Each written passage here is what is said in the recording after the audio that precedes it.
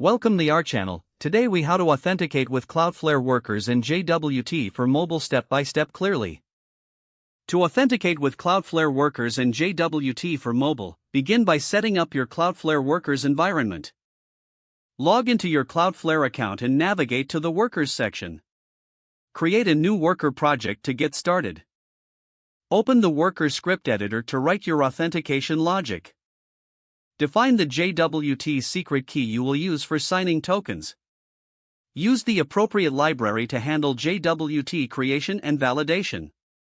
In your worker, create a function to generate a JWT. Set the required payload, including user ID and expiration time. Sign the JWT using your secret key. Now, create an endpoint in your worker that will issue the JWT token.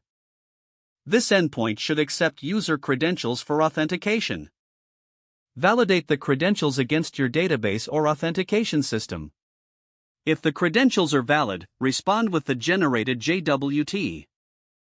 Next, implement a middleware in your worker to validate incoming JWTs on protected endpoints. Extract the token from the authorization header of incoming requests. Use your secret key to decode and verify the token. If valid, allow access to the requested resource. If invalid, respond with an appropriate error message and status code. In your mobile application, configure the network requests to include the JWT in the header. Store the JWT securely on the device for future use.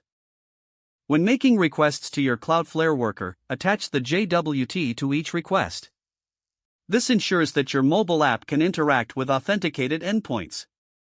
Test the entire flow to ensure that authentication works as expected. Check both the issuance of the JWT and its validation on protected routes. Make any necessary adjustments to improve security or performance.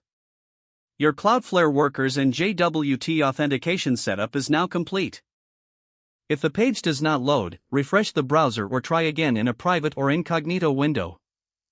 Make sure you are using the correct email address, then retype it carefully to avoid small typos.